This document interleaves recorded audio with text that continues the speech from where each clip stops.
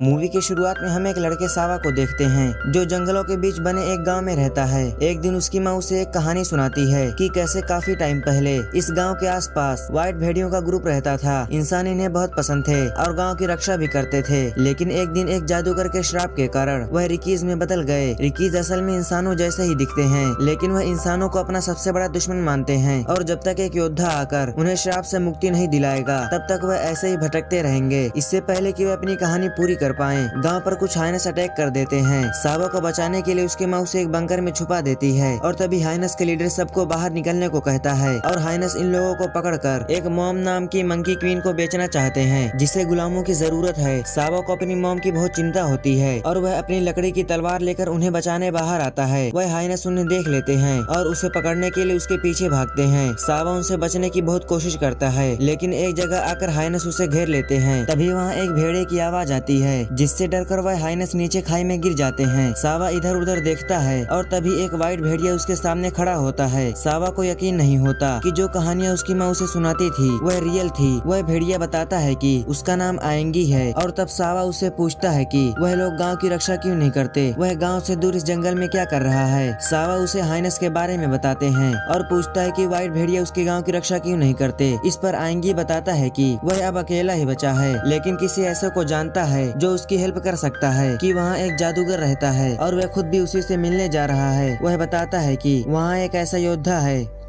जो उसके गांव को बचाने में उसकी मदद कर सकता है। लेकिन वहां पहुंचना इतना आसान नहीं है क्योंकि उसी रास्ते में 3 सिर वाली मंकी क्वीन मॉम का इलाका है। वह बताता है कि मॉम को 3 सिर वाला श्राप उसी जादूगर ने ही दिया था और इससे नाराज होकर मॉम ने पहाड़ तक जाने वाले सभी रास्ते बंद करवा दिए थे ताकि कोई उस जादूगर तक ना पहुँच सके। थोड़ा आगे जाने पर उन्हें एक छोटा पिंक क्रीचर मिलता है जिसका नाम पफी है। वह बताता है कि मैं एक प्रिंस हूँ, लेकिन श्राप की वजह से क्रीचर बनकर घूम रहा हूँ। वह उसे भी जादूगर के पास ले जाने की जिद करता है ताकि वह अपना श्राप तोड़ सके। तभी आएंगी को चिल्लाने की आवाज आती है। वह देखते हैं कि कुछ बंदर एक आदमी को पकड़ने की कोशिश कर रहे हैं। वह लोग उस आदमी को बचाने आते हैं और देखते हैं कि वह आधा इंसान और आधा जानवर है। यह आदमी अपना नाम फेक बताता है और उसे अपनी कहानी सुनाता है। वह एक बहादुर प्रिंस था जिसका साथ पाने के लिए लड़कियां आपस में लड़ तक पड़ती थी। एक दिन एक डायन का पैर ठुकराने पर वह उसे बदसूरत बना देती है और एक मच्छर किंग को उस पर छोड़ देती है। फेक बताता है यह मच्छर तब तक उसके साथ रहेगा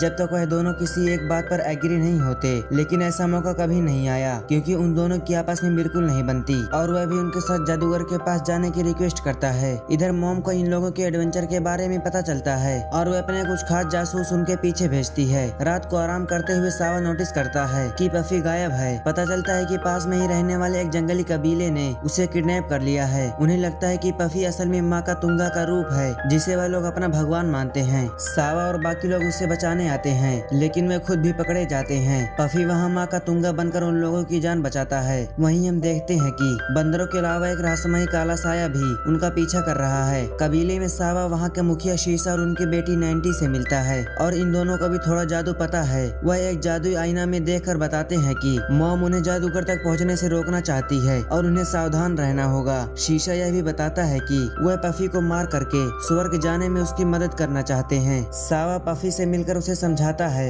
लेकिन उस पर जैसे भगवान बनने का भूत चढ़ा हुआ था। उसे बचाने के लिए वह लोग उसे किडनैप करके वहाँ से भागने लगते हैं। एक जगह जाकर वह देखते हैं कि शीशा की बेटी 90 उनका पीछा कर रही है। पता चलता है कि वह सावा से बहुत इम्प्रेस है और वह इस जर्नी में उनका साथ देना चाहती है। रात को 90 छुपकर देखती है कि आएंगी असल में एक रिकी है, मतलब ऐसे शैतान जो इंसानों के दुश्मन है। मॉम की जासूस भी उसे देख लेते हैं और वापस जाकर उसे आएंगी के बदलते हुए रूप के बारे में बताते हैं। मॉम समझ जाती है कि अगर सभी रिकी वापस से भेड़िया बन गए तो फिर से इंसानों के रक्षक बन जाएंगे और वह अपने लिए इंसानी गुलाम नहीं पकड़ पाएगी। वह अपनी सेना से रिकी के खिलाफ युद्ध करने का ऐलान करती है ताकि उनके पूरे प्रजाति को खत्म कर सके। इधर 90 सावा को आएंगी की सच्चाई बताती है, लेकिन वह यकीन नहीं करता। तभी आएंगी वहाँ आता है और सावा को कहता है कि 90 सच बोल रही है और वह उसे कुछ बताना चाहता है। सावा उसकी एक नहीं सुनता और नाराज होकर वहाँ से चला जाता है। तभी आएंगे के पिता का भेजा एक रिकी सावा को किडनैप कर लेता है और आएंगी अपना रूप बदल कर उससे लड़ने लगता है, लेकिन बहुत कोशिश करने पर भी वह सावा को किडनैप होने से नहीं बचा पाता। आएंगी अपने पिता के पास जाता है और वह उसे बताते हैं कि वह उसे यहाँ बुलाने के लिए सावा को किडनैप किया था। आएंगी उस जादूगर के बारे में बताता है जो उन सबका श्राप हटाकर उन्हें फिर से एक व्हाइट भेड़िए में बदल सकता है, लेकिन उसके पिता कहते हैं कि वह रिकी बनकर ही खुश हैं और वापस नहीं बदलना चाहते, लेकिन वह आएंगी को नहीं रोकते